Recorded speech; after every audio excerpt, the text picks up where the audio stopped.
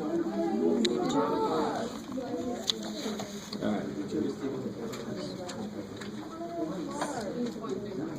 All right, let me try to catch up to you a little bit.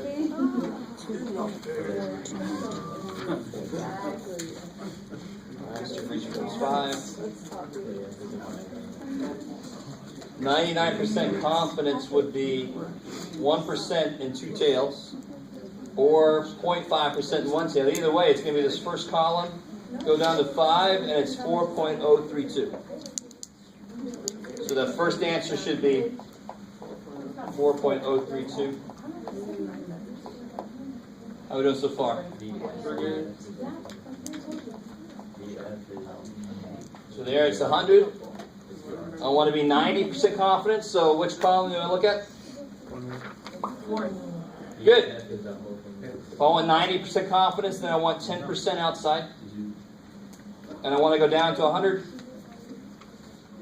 So at 100, I get 1.660. So basically, if you stop, you get a t-score. If you go all the way down, you get a z-score. So that's why you can find both on this chart. So here I get 1.660. Now I get it. It's a T.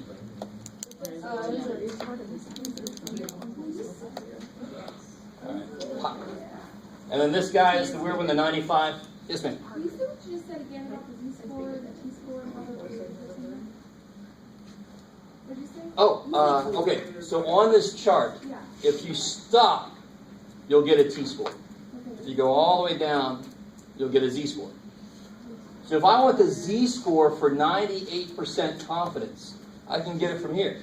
98% confident would be 2% outside, right? Yeah. So if I go all the way down, there's my 2.326, which is like our 2.33 that we got earlier. So it's just the last one.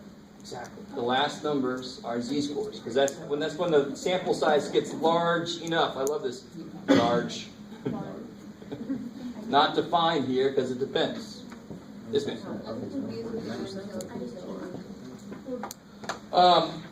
So whenever I make a confidence interval, so if I make a 99% confidence interval, I make 2 tails. So if I want a 99% confidence interval, what total percent is in both tails? No. No. Yeah, there's 99% inside. How much is outside? 1%. Or how much is in one tail? 0.005. Right? You guys kind of with me? So it's either 0.01 outside total in 2 tails, or 0.005, half of that in 1 tail. So stay with me. So then 0.01 in 2 tails is the same column as 0.005 in 1 tail, of course, because they're both the same situation. You guys see that? Yeah. So no matter which way you look at it, as long as you look at it a correct way, this will take you to the right place. Okay, all right. So, to finish this out real quick, for 95, I told you, in general, if you see that's not on here, you got to go down to the next one below, so 90. And I want it to be 98%. It's going to be here, 2.368.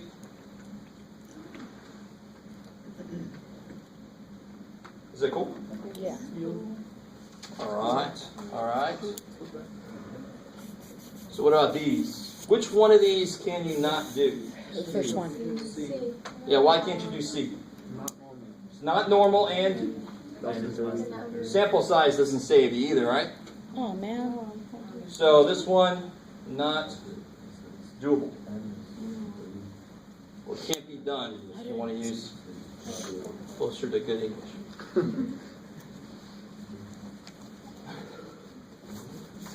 Is it well English? No. Speak English well. So on this first one, which one, can I use anything on the first one? Obviously you guys have already told me, yes, you can. You can use something. I know I can use one of them because it tells me it's normal. I don't care how big the sample is. I already know it's normal. So which one can I use and why? Z-score because standard deviation of population. Okay. All right. So this is known. Check. As normal. Check. So I can use z-score. Just remember, the reason t-scores were invented was for when you only know S. Now for both of them, they're both basically the same, Z and T. The t-score is just a little bit bigger. So they both require a normal distribution, period. You can't use either one if it's not normal. That's why this one we couldn't do. It's not normal, nothing saves it. This one, that tells me it's normal. So what z-score? What would the z-score be for 90%? 1.645. 1.645, kick ass. And then what about part B? It's not normal, shit. But your population is bigger than 30. Check. And I know S, so I use t-scores. So for 98% confident, my degrees of freedom is 38. 38. For 98% confidence, which column do I look at? T-score. The second one? I like it. And what did you say? Degrees of freedom is 38, so I go down to 38. Pop, 2.429.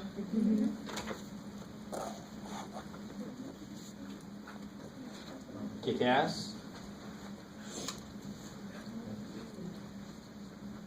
Good, let this be. Let it, allow it. And then what about part D? 60. Yeah, it's good two ways, right? It tells me it's normal, and it's even if it wasn't, it's covered because there's 61. But which one do I use, T or Z? T, because I know S. So check on that one, double check on that one. I got to use T-score because I only know S. 99% confidence. What's my degrees of freedom? 60. 60. So 99% confidence, I'm going to use this first column. Stop at 60. 2.660. These are fun. They're so easy. Alright, maybe. Alright. Good. So now that you all know how to use a chart, here is, how to pocket card, get the chart. Here is yet another, you ready? I don't care if you're ready, because we're going to do so you can work up together. In fact, you should maybe work with like 3 other people, because there are 4 sets of data. And you have to input each of them into a calculator. Oh, great. And get sample mean, standard deviation. There we go.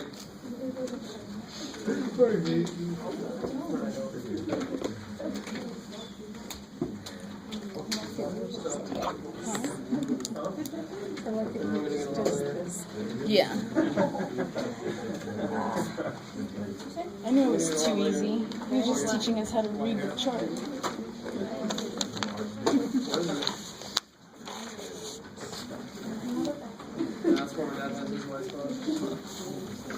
I was going to say, if you got any left, turn white.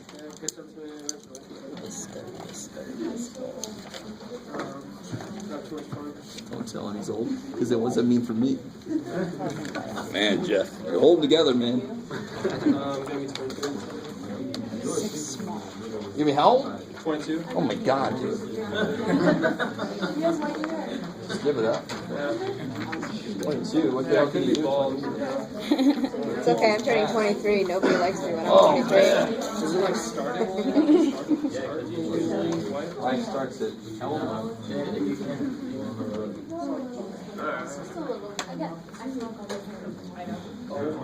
I'm so tired. Okay, let's do this. You want to do Team Oxen right here? Okay. We can all work together. Let's see. Find the mean and standard deviation for each of the 4 samples. Okay. Alright guys, so I would at least communicate with somebody near you and say, hey, I'm going to do this one. Can you do that one? I'll do current female overall. There you go. Is that okay? So put 1 in list 1 and Okay. calculate its standard deviation and its mean. And write it You down. said male or female? Male. He's doing spring 2014 male. And just so you're careful, these are all 4, these are what kind of things? Oops, sorry. Oh, you need to calculate. Samples. So you want S, not sigma. And which one do you want to do? I don't care. I'll do the spring 2014 one.